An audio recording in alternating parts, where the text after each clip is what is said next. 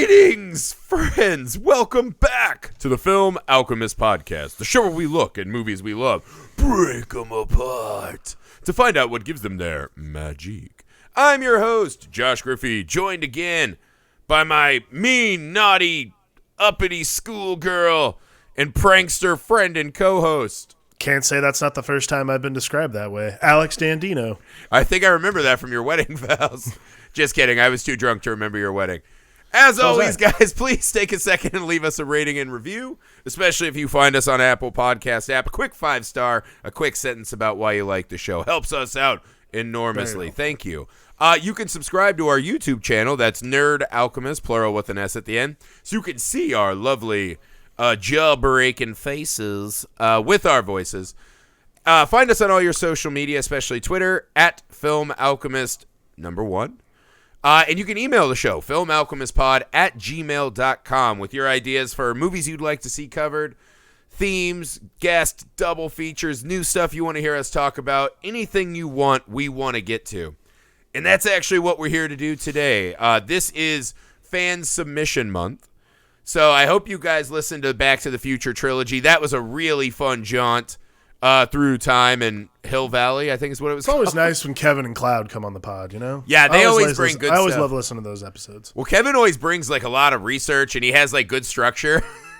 And I'm just like a scatterbrained chaos man. So that was fun.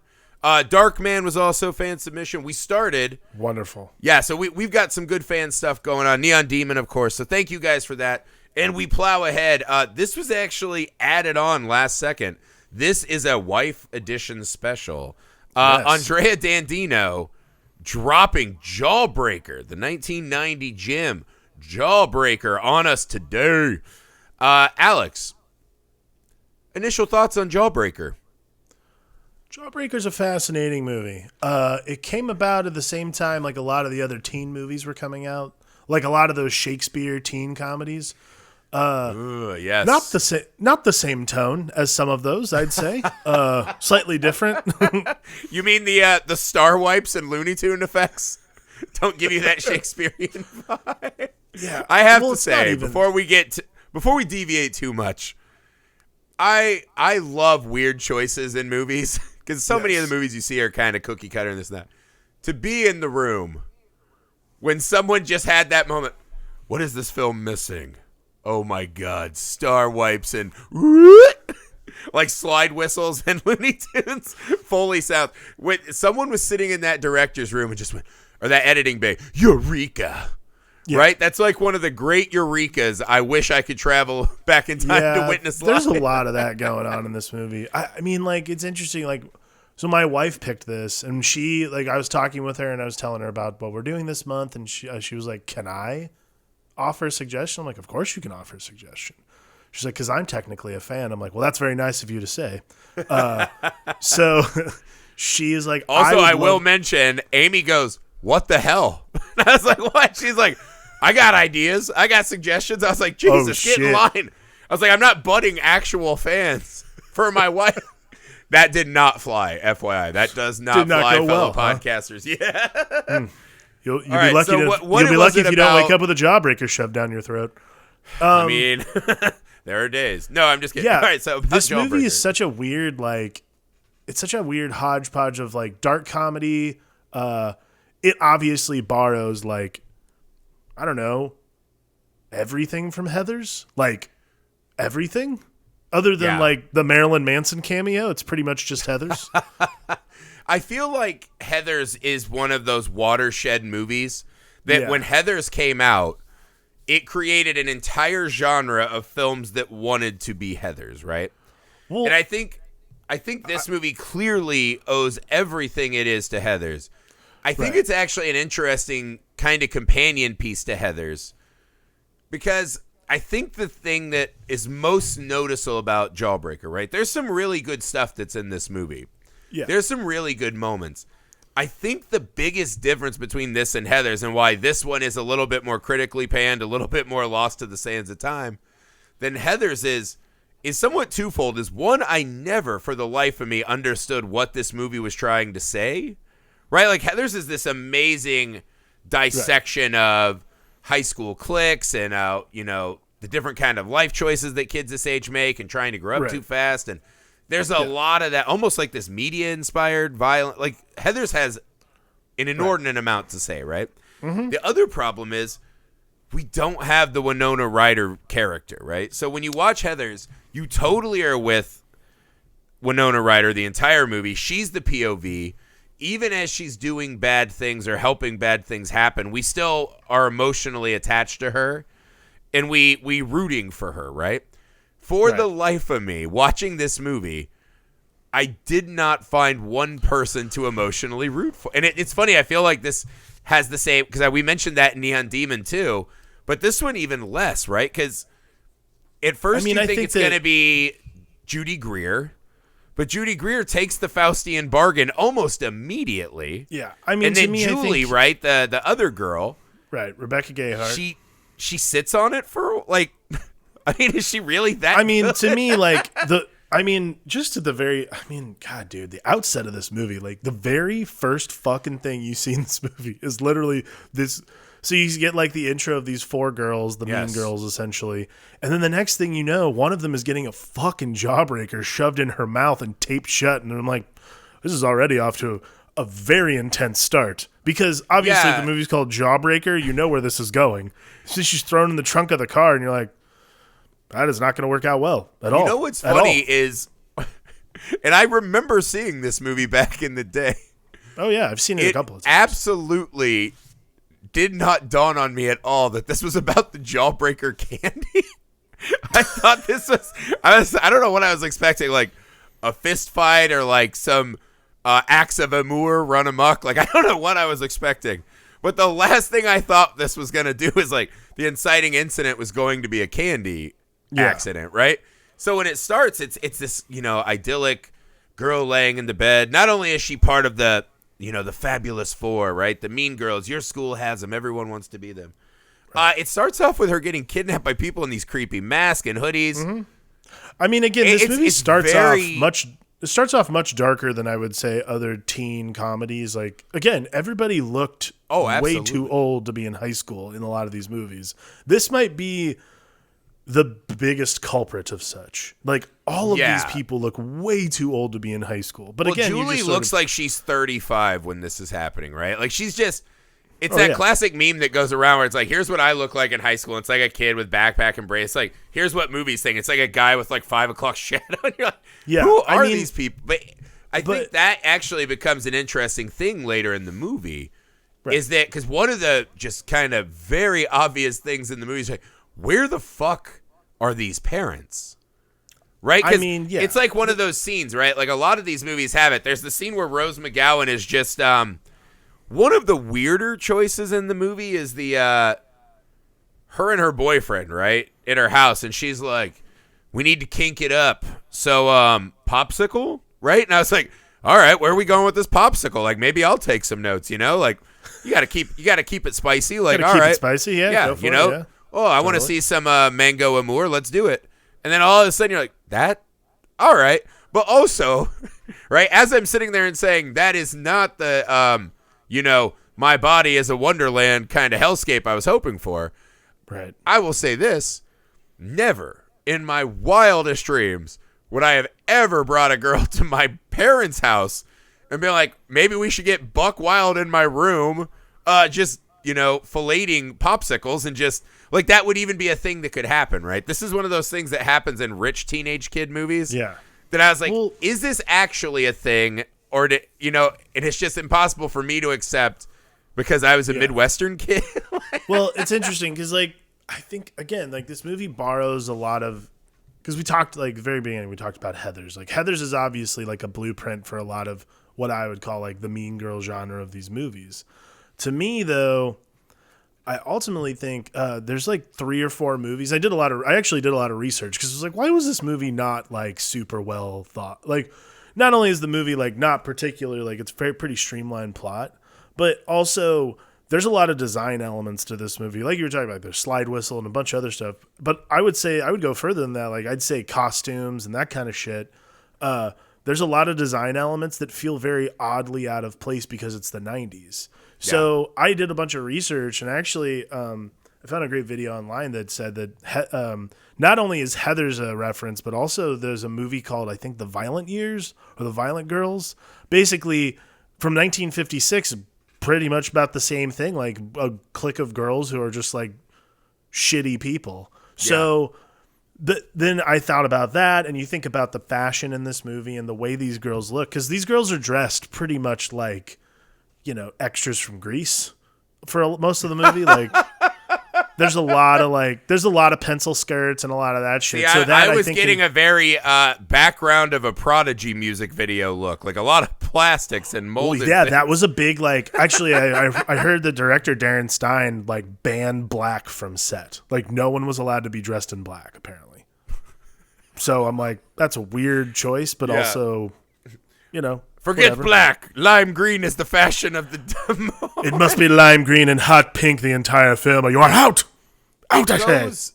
There is a line in the movie, though, where I think a lot of this somehow I think that congeals a lot together of the to work, right? Where there's a line when Judy Greer at the end's like, she's so evil, and she's only in high school.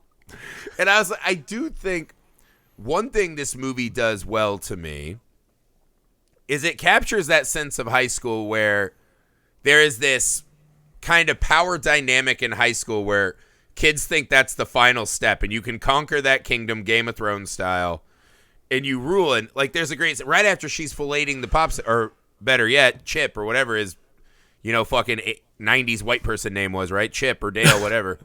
After he's filleting the popsicle. Yeah. Dane. Oh, see, that's so much more 90s than what I did. Yeah.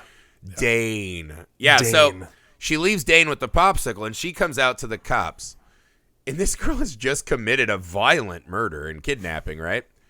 Right. And we'll kind of jump back there, but when the cops come to the door and ask if it's her name, maybe, and just the eyebrows. And I was like, this is a fucking child.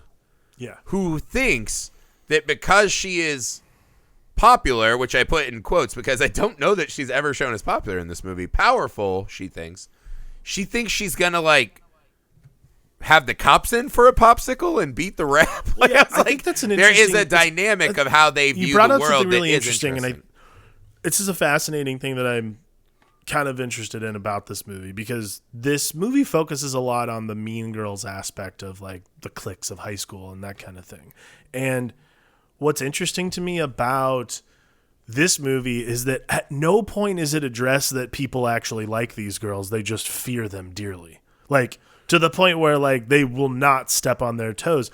I mean, in Fern Mayo, Judy Greer's character is a great example. Like, that scene where they decide to, because obviously she's like heard she walks in on them committing, I don't know what, the third felony in the movie, and they like chase her down the street, and then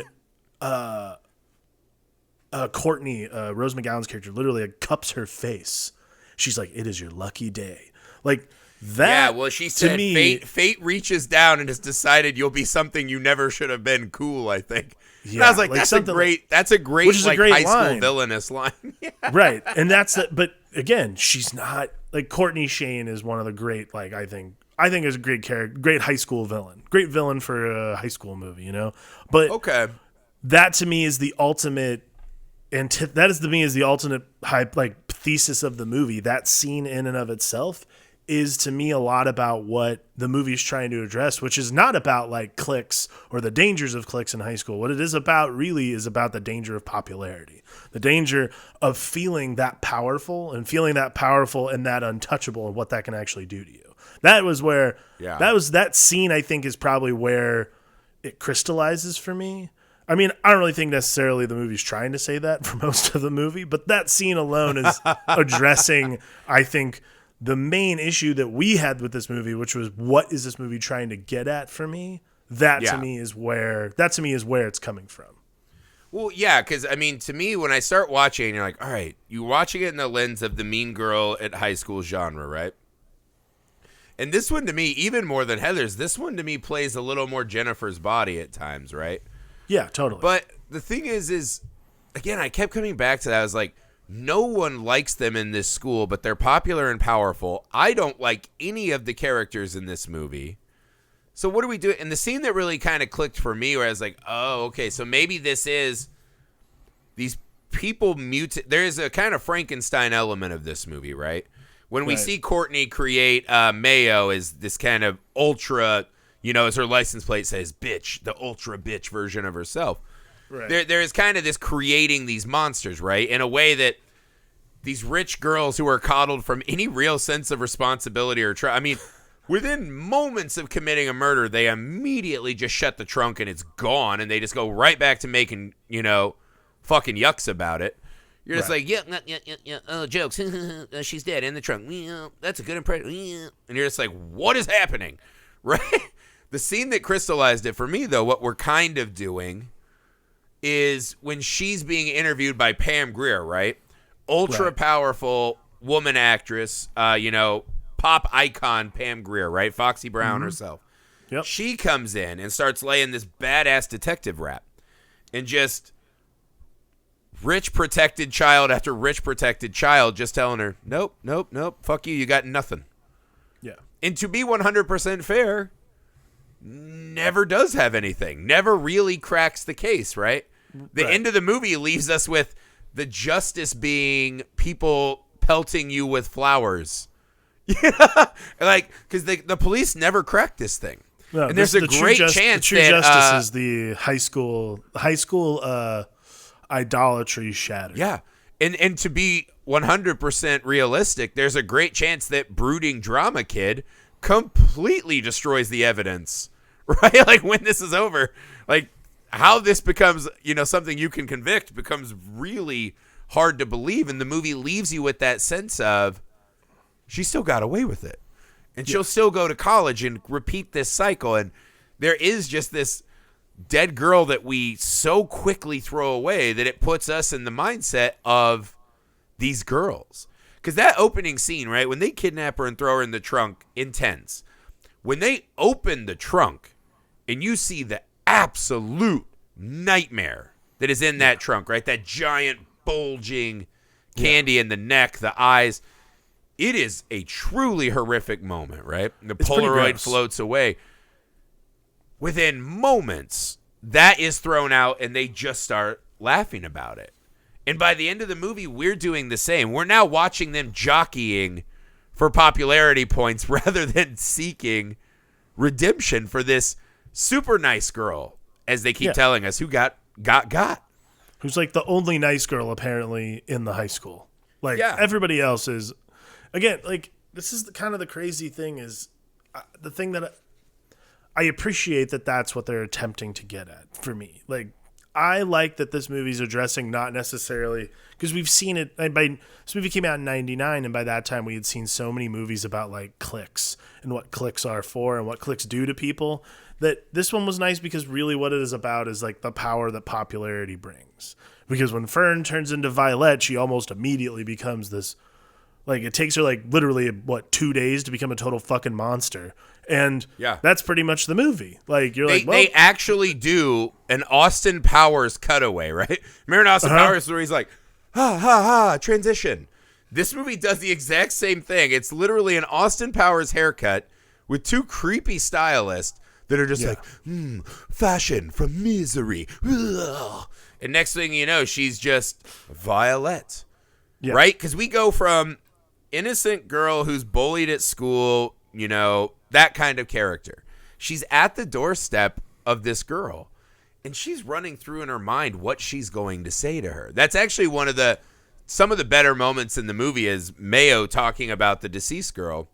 Because when she's at the doorstep, she's really, I think about you. Like she's practicing her lines. There's something extra in her affection for this girl, right? Yeah. This one girl who showed her decency in one moment. And later we see that, there was an infinite possibility constellation on her neck of freckles or birthmarks.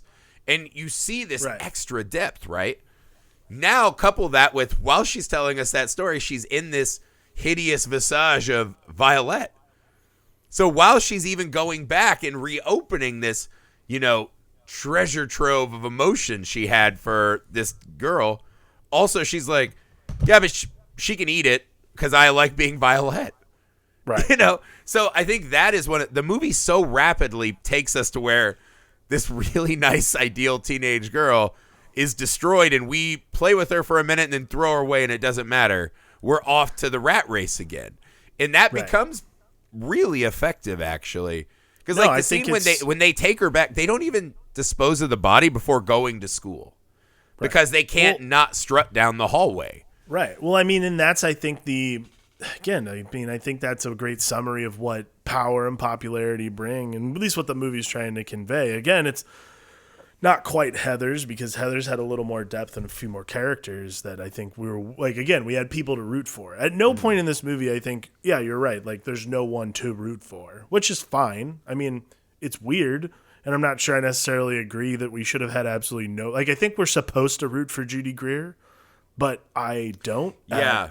At least after she's like turned into Violet, I'm like, she's a monster. I don't want to root for her. She's like literally the worst person ever. Well, they give her maybe 30 seconds of contemplating where she's like, I don't know, I got caught up in this moment. You're like, all right, I understand that. She's, that's an intense thing for a high school kid to walk in on, that horrific scene. And they've been massaging her body and breaking her neck. And yeah, okay, I get it. Judy Greer, you're going through a lot. You're going through a lot, Mayo. I get it. She just wanted a tuna fish sandwich. Right, but it takes maybe one conversation in the school, and she's like, okay. And you're like, oh, well, fuck her. You're like, no, I'm not interested in her. And Julie's like, yeah, I also need redemption. I wear jeans now, and I'm still an accomplice to murder. And you're like, nope, that's not enough. That's not. And even the extra, like every other high school character, right? Dale, poor man's baby teenage Ethan Hawke, whatever that character's name was, right? The drama boy. The girl who sits behind her in math class. Every other high school character we see also gives you that distinct douchey aftertaste. Where there's not one character in this entire high school where you're like, that feels like where I would fit. That feels like somewhere I would have lunch. That feels like every single character. Everybody's monstrous. The only character that I thought was not was at least the principal, who has like one of my, it's the scene it's interesting because I always forget that it's in this movie, but it's the scene that I always laugh at the most is the first time when she goes, like when they're discussing the first bathroom scene, when she walks in.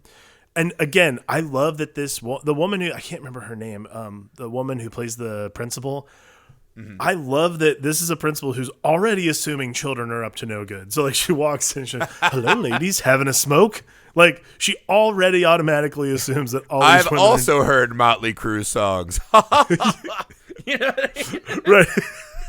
Yes, exactly. She's like, oh, well, I've heard that rock and roll and it's no good. So like she walks in, assumes they're smoking, and then Carol Kane.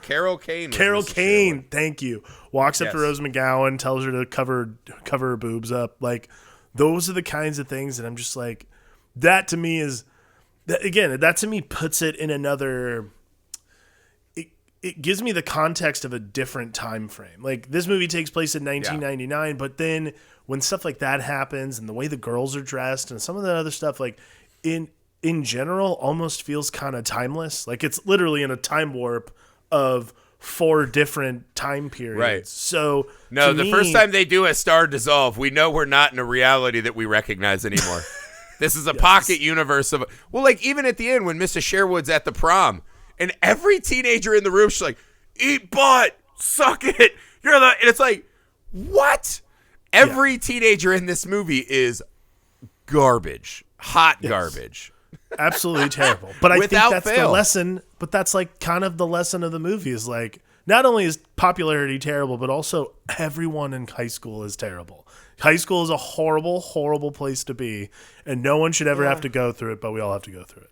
Well, I mean, this movie definitely tampers in like Lord of the Flies area, where like high school is this little building of like people trying to just kind of be monstrous enough to survive. Like even people would be like, what about brooding poor man's Walmart Ethan Hawke? And you're like, what is that guy? What is that guy's name? He meets a girl who wears jeans and is like, come with me to my special place. And it's an abandoned drive. It's like, could you be more on the nose with your fucking car? Like, you think that guy's okay? that car seat is probably crusted Zach, from countless other actress girls that he's done that to. You know, stare at that blank screen. And then he's just, you know, like, it's like, oh, you disgusting little piece of shit. The guy who plays that character, you want to know the actor's name? You're going to love this. The actor's name of that character. Is it Chad Christ? Chad Christ. That's correct. What a fuck. Ugh. No, but that's what, even that kid, the let's go to my spot, right? And believe me, I was a high school boy. We all had our spots, you know what I mean? Like, but it's just like the pretensions. And then him getting mad about Violet, I'm like, you're the exact same. You just don't have the Karen hair, but you are the exact same. But that's what, I mean, I take your point that I think that all of them being little monsters, as Mrs. Sherwood tries to be nice and fails, seems to be a little off. We see her like chain smoking in her office, like she's like got PTSD from these kids. Right. And then Pam Grier, this, you know, powerful icon, can't crack these kids. It does give you this, oh, okay. And then, yeah, the monster aspect really plays out with Violet really well. Yeah. The two scenes with her that really jump out at me, the one where they come outside and she's just writhing on the car, like on the hood of the car. Where she's just in a Whitesnake video. Yeah, and people are just like, whoa, whoa, whoa. I was like, what? Like, yeah, this is also a high school of like deeply easily impressed people. Like, everyone's just like, oh, cool. Bitch in car, some pale blonde girl is on top of it. That's what I mean. Like, it gives you this sense that there's like some kind of extra dark hand at work here, where like somehow this does feel very pocket universe-y, like one of those Twilight Zone loop hells. Like, this is what this movie feels like. The other scene that's really good, you know, obviously I know everyone is going to remember the scene where Violet takes the power, right? And she's like, you know, I've got the power. I know the truth. And again, that's the end of her possibly being a decent character, because now she's wielding this death as a weapon, right? She wasn't innocent, and now she's horrible. And her and, you know, Rose McGowan are just going back and forth. That scene is great. It's a nice power dynamic shift, right? And she's become this ultimate, you know, Frankenstein's monster. That's great. Right. But the scene when she actually bumps her head and comes to, and her reality, right, is pasted everywhere. And you see people just from seeing a picture of a girl that went to their school for a long time that they forgot was even a human being, sees that and goes, ew, gross. And her stumbling around trying to remove this, her real self, right? She wants to hollow herself out and be one of these plastic prodigy extras like the other, you know, main girls. Right. It's actually a really awesome moment in the movie. Like, that's great. A really effective and great scene. I mean, I think that might be the best scene in the movie. Like, I love that she wakes. So first off, the sound effect of her falling onto her car and hitting her head. I don't know what that sound is, by the way. It's not someone hitting the side of their car. 100% that's in the Looney Tunes back catalog. Yeah, it's either the sound of Wile E. Coyote having gravel thrown on top of him, or it is the sound of Bugs Bunny digging. But either way, it's like the Nedry sliding on the hill. Yeah, like there are weird sound effects in movies. That's fun. Either way, like the idea of her waking up in her in her old reality, like I love that. Like her hitting her head, it's something that's really clever about the movie and something they do really well. I really enjoyed that. Yeah. I like that they kind of. I like that it's good because it is this fun little like shock and it is a great visual moment, but then also it resets the movie, which I think is probably the thing that I like the most, is that it resets the movie in an not like uncomfortable way.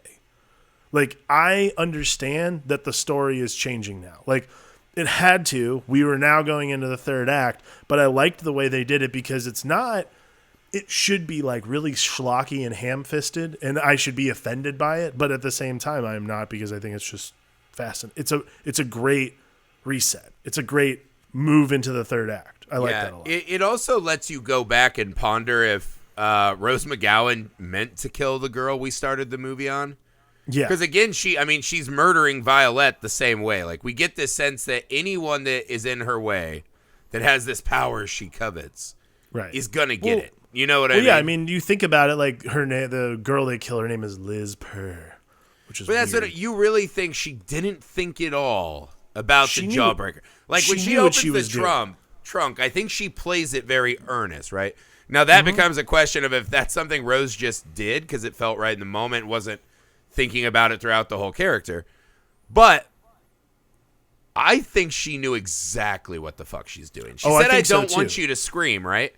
Well, if we break this down, they already broke into the house, all of them in masks and hoodies. They tape her mouth, right? Yeah. They drag her down to the car. They bring her back, start snapping her rigor mortis body around to pose a sex scene. Who's going to hear her scream? There's obviously no adults or caretakers anywhere. Yeah, that Jawbreaker to me, that's feels like an exact fuck you. And I'd say I'd say it's almost confirmed at the end of the movie when they put that greeting card recording over the loudspeaker where she literally says, "I killed the teen dream." That's a great example. That's a great line for this movie, but also it is very telling of the character she is. And that absolutely would tip you off to the fact that she totally meant to do it. Why wouldn't she? Even if she didn't mean to, she meant it to be she meant it to be a shot across the bow. Right. She lacks the empathy to be a truly popular person. She rules by fear rather than love. And I think that's the thing that makes her, like Courtney, a great villain, is that she doesn't see another way. So she sees someone who can do it that way. I feel like Courtney needs something to ground her before she's a great villain, right? I don't believe Courtney actually thinks she's doing this for the betterment of anyone or that she's right. No, she's doing it for the betterment of herself. But that's right. But again, I think a great villain needs to somewhat believe that they're on the right path and people just forget. Courtney, let's not forget before people are like, Courtney didn't mean to kill her with the Jawbreaker. The alternative, had her prank worked out, was to take this girl in her bra and panties, tie her to the flagpole, and if I remember right, throw flapjacks at her. Yeah, something like that. Or waffles. And you're like, so even if she didn't mean to kill her, she definitely was going to traumatize her for life. Yeah, these are all apparently these girls do this to each other every birthday. I'm like, you guys are the worst friends. I would not be, I don't think anybody would be friends with any of them. But, what are you going to do? I mean, I think that's the thing I wanted from the movie is I need that scene or two where they explain why these characters have power. Sure. Right? Because we see it can't just be based on them being hot. Yeah, she's got Dane, right? She has Dane and he's, got a varsity Letterman's jacket, whatever. Right. But everyone else in the school seems to despise them. Okay, well, follow me. Where's the scene? Where's the club that they're in? What do they do? Well, what if it's this then? What if so Liz is the one that everybody loves because Liz is not just popular and pretty, but she's also nice. Decent, yeah. Liz is this decent part of the clique. So she's giving them the popularity, she's giving them the popularity. So maybe what it is actually all three of them realizing the power vacuum. And Courtney, for instance, the very, very beginning of the movie, Fern, who's narrating the whole movie, she says, Courtney was the leader. Courtney's the leader de facto because she's the scariest. She's the one that everyone doesn't want to deal with. So if you take out the one that everyone is willing to deal with, you automatically become the most powerful and the most popular person in your particular clique. Because imagine having to deal with that person on a daily basis. That's exhausting. Wouldn't you want to deal with a Liz Purr who's going to be nice and treat you right and tell you, oh, that's a great idea. Oh, yes, we should do our hair. Oh, yes, we should wear pink more than once this week. Those kinds of things. So really what it is, this movie is about the power vacuum left by a good, decent person not being available anymore. Interesting. Yeah, I mean, I can see that. It felt like, because I mean, I guess thinking back on it, you're like, why did people like the Heathers, right? She would do her surveys, but you're like, they don't really do any good in the school or, whatever. No. And then you can say the same thing about the movie Mean Girls with Lindsay Lohan. Why the fuck would anyone be friends with them? Right. And so, yeah, I mean, I guess that's what this movie does. Is it takes out that false pretense of, good people, right? There are good people that get caught up in the war and just say it's all pretense. This one just does not sugarcoat it whatsoever. No. Yeah. And constantly makes decisions that pull you out of a reality that reminds you of a high school you would have had. Yeah. Again, I come back to the fact that the police have no impact or power on this story at all. And even when Julie finally unloads on a Walmart Ethan Hawke, right? She unloads on him, and he's like, we got to go rat her out. Because then, Violette won't be in the play or whatever his selfish reasonings are.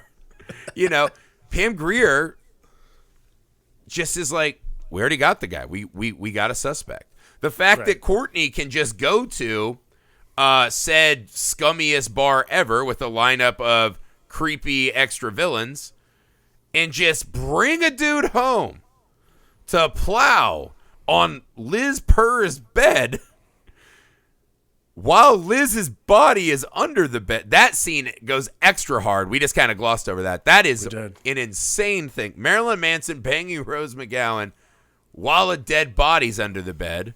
Might be the most Marilyn Manson thing I've ever seen in a movie. Yeah, I always wonder, I'm like, is that what their real life was like, or were they just watching Great British Bake Off like everyone else? You know what I mean? Like, I do wonder if you can keep that up even in your leisure time. Right, or if he's just like, I got my Star Wars boxers on. It's time to, watch The Bachelor with my girl Rose. But that, it also tells you another thing, that scene, which is the cops in this town are not the authority figures we think, because they can't tell that a young girl who we're told is a virgin. That seems like something any doctor or coroner would know. It's like, it looks like her thighs and neck were snapped after rigor mortis set in. And the cops just come in and they're like, look, there's splooge on the bed. Like, case closed. Splooge. Death. Done. Right. Again, that they don't even test the splooge. But again, that's what I'm saying. Like, this movie lives in this pocket universe. By the way, that is specifically a throwback to the 90s, kids, when we used to call it splooge. Right. I mean, but again, I think this goes back to what we were talking about earlier, which is this movie functions in this way that is outside the normal of what we would call like high school movies. This movie functions in the way that, like, if you took like Grease and Heathers and a couple other movies that came way before the 90s that obviously everyone is an adult in those movies, and smash them into one place, this is kind of the movie you'd end up getting, simply because there's no way any of these people are under 19 years of age. But at the same time, like, if it was anybody younger, this would seem so much more vicious and violent. I think if all these girls were like the Mean Girls cast, can you imagine this happening like with like the Mean Girls cast? I don't think that movie would get made.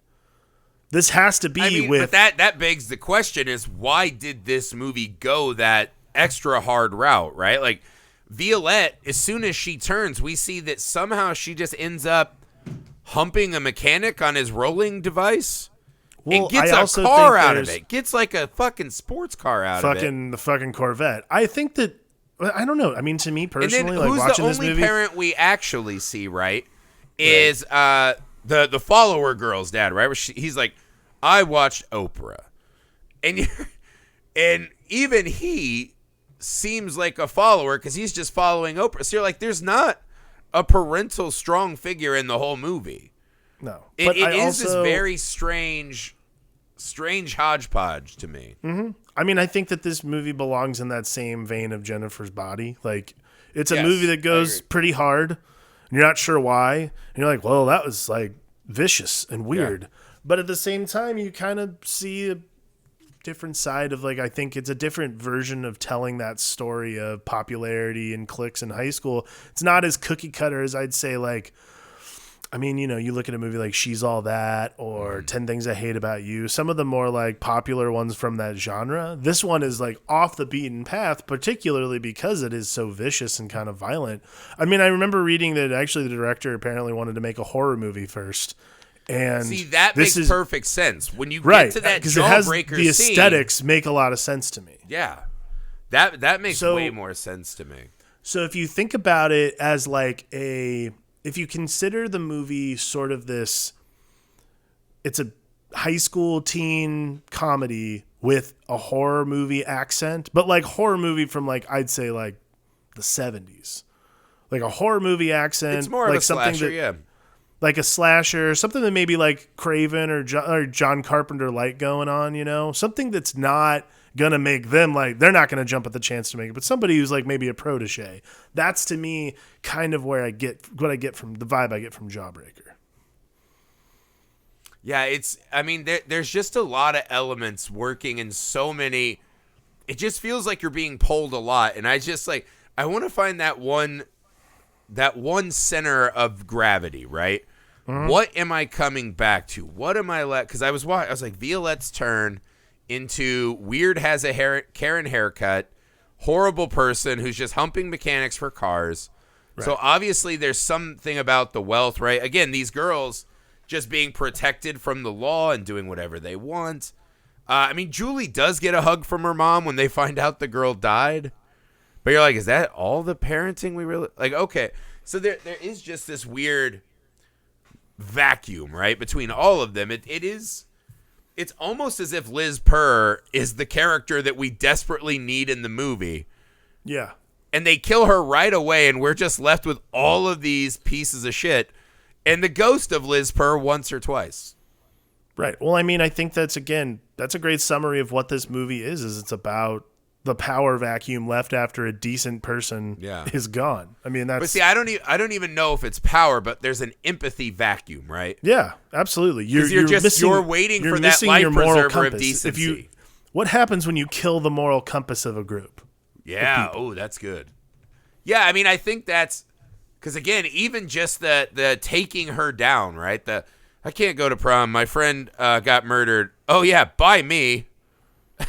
She's playing like a pouty thing, hugging her dead friend's teddy bear like, woe is me, I can't go to prom. Oh, wait, I did the murder. And then all of a sudden she gets the card and she's like, get my fucking corsage, Mom. I'm going to prom to take this girl down a peg. And you just get the sense that that's all that comes of it. Is that in a perfect world, Courtney becomes Mayo too? Even more Mayo-y? Yeah. And you're like, is that really all the justice we get? It's certainly the simple take, yes. I would say it's the simple version of this story, and it's the streamlined version that I think you and I are more accustomed to something maybe that might have dug a little deeper, but I think because it doesn't, we have the opportunity to do that legwork, and we're the ones who get to kind of sit here and have that conversation rather than us, pontificating about maybe the more complicated aspects of social dynamics when it comes to empathy. I think instead we have to do the legwork and say, hey, what happens when the only decent person in your friend group is a fucking corpse? Terrible. Well, I didn't realize early in the movie that the Jawbreaker is actually the boulder and Liz Purr's throat is Piggy, right? Like that's the movie we're watching. You know, like once they drop the boulder on her, the Jawbreaker boulder, right? Even as Pam Grier so eloquently says, some of the sweetest candy can be sour as death, right? Nice. Or whatever the line is. What a great line. It was a great line. And I was like, I guess maybe that's the point, because killing her right away and having every character be so bad, having the cops be so toothless, it gives you this odd vacuum, right? All the actors a little older, the getting the car. I think there is this important element of not giving us anything to latch onto, right? Because, I think that's where the other movies have this advantage, right? Mean Girls has side characters you care for. Heathers, we have Winona Ryder. Like a lot of these genre, we have someone, right? And that's one of the things people like about teen movies and teen melodramas. And like I love teen melodrama shows. You can find the character and like, that was me. That would have been me. This movie does not resemble high school for 1 second. There's nothing about this movie that feels like not at all. A high school movie. But again, I think what you're getting at is that maybe the movie itself is this indictment on the theory of high school clique movies. I think so, a little bit. It's all these kind of noble, like, I have to fight and beat the mean girls, and then I'll get the Chad for myself. And you're like, yeah, that's another form of being the mean girls. You know what I mean? Like, because that's another thing that this movie does a lot, and I couldn't tell if it was just a 90s thing or reinforcing this kind of piranha tank theory, which is the amount of times that the women characters in this movie make fun of a man for being too feminine. Yeah. Or feminine, right? You get that with the Chad and the Popsicle. She calls her dad, when he says he watches Oprah, she's like, that's the female half. They constantly are throwing out these kind of like attacking people's feminine traits, and the feminine traits might be like that Chad going to town on that Popsicle. That's giving, right? Oh, you need Popsicle kink? Let me help you with that. I'm going to take on this, gigantic Popsicle. I'll do that for you. The dad's trying to watch Oprah to connect with his daughter because he's an only parent who still is super rich, but he's trying. He's having dinner with her and talking, and he gets berated for that, right? And that is a constant theme. So I think maybe this is kind of the big, they don't want to give us anything to cling on to. They want us to just fucking tread water, and at the end maybe just be like, oh, the credits are just that sweet Leo's like, I know there's room on that board, but fuck you, Rob. Yes, that is a great analogy, I'd say. Yeah, I don't know, man. It's hard too, because when you make the movie after Heathers, you gotta go your own way. And this movie, whatever it was and wasn't, it went hard.